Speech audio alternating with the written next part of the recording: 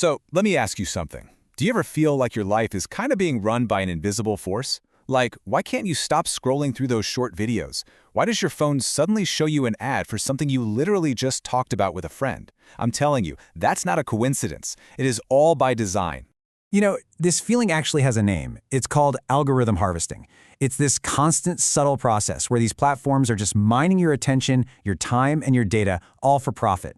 And in this battle for your focus, yeah, it can definitely feel like you're on the losing side. But what if I told you there's a way to fight back? That there's actually a guide for this war? There's a book called Robinhood Math, and it isn't about solving boring equations. No, it's about how to reclaim your own life from the very algorithms that are trying to run it. Now, I know what you might be thinking. Math? Algorithms? Ugh, that sounds way too complicated. But that's the whole point. This book is framed as a weapon, a practical defense guide, not some dusty old textbook you'd find in a classroom. The author's goal is to take the power that's been hoarded by big tech and just give it back to the rest of us. And look, the author Noah Giansiracusa, he gets right to the heart of it. He tackles the biggest thing that stops most of us, this fear that it's all just too complex. You know, as he points out, tech companies love it when we feel like only their geniuses can understand what's really going on behind the curtain. But the truth is, we can all get this. In fact, the author was so obsessed with making this accessible that he wrote the entire book with zero complex charts or formulas. His whole challenge to himself was to make a book about math so clear, so based on stories and ideas, that you could understand the whole thing just by listening to the audiobook while you're out walking your dog. So, what is this simple, powerful secret that these platforms are built on? Well, it's not some crazy, unknowable AI magic. It's actually a surprisingly simple mathematical idea that pretty much runs everything we do online. That secret is a concept called a weighted sum. Okay, I know, it sounds technical, but it's really not. It's just a point system. Seriously, think of it like a video game where different moves give you a different number of points.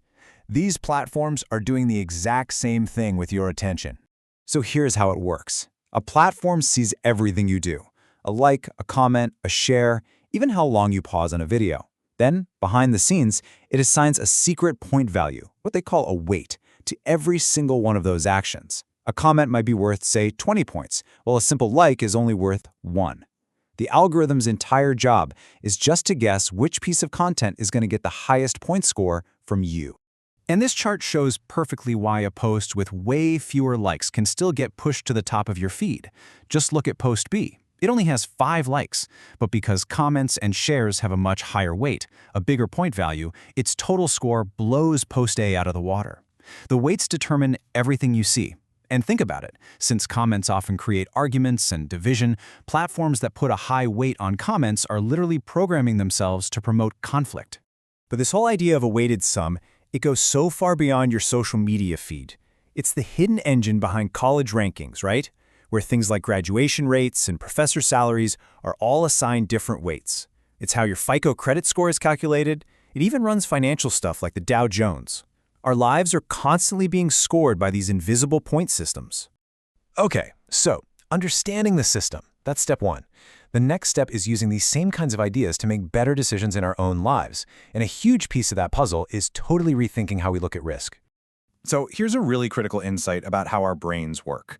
We are hardwired to focus on what could go wrong when we do something. We worry about the new thing, the change, the action. But we almost always forget to consider the very real and often much bigger risks of doing nothing at all. Think about it with something like a vaccine. It's so easy to focus on the tiny risk of a side effect. That's the risk of action. But we often forget to weigh that against the risk of inaction, the much, much higher probability of getting the actual disease the vaccine prevents.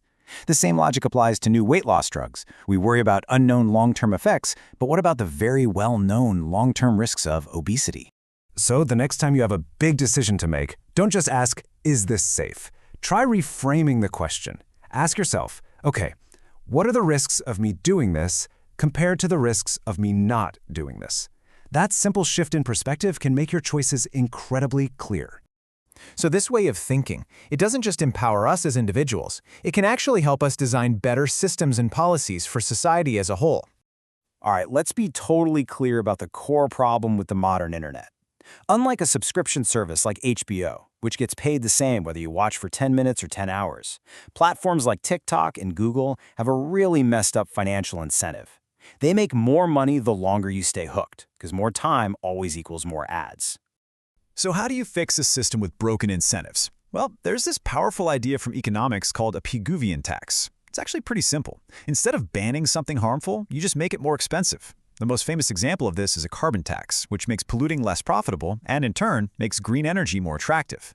So applying this idea, the Nobel-winning economist Paul Romer proposed a tax on the money made from targeted advertising. This wouldn't ban free services, but it would directly tax the business model that's based on addiction. And by making it a progressive tax, it would hit giants like Google and Meta way harder, which could actually level the playing field for smaller competitors to come in with healthier business models. The whole goal is to shift the financial incentive away from just harvesting our attention.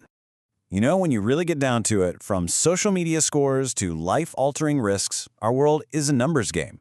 And for a long, long time, only a few people at the top knew the rules. But the core ideas, as you've seen, are way simpler than we've been led to believe. So the real question is, now that you've had a peek behind the curtain, how are you going to play the game differently?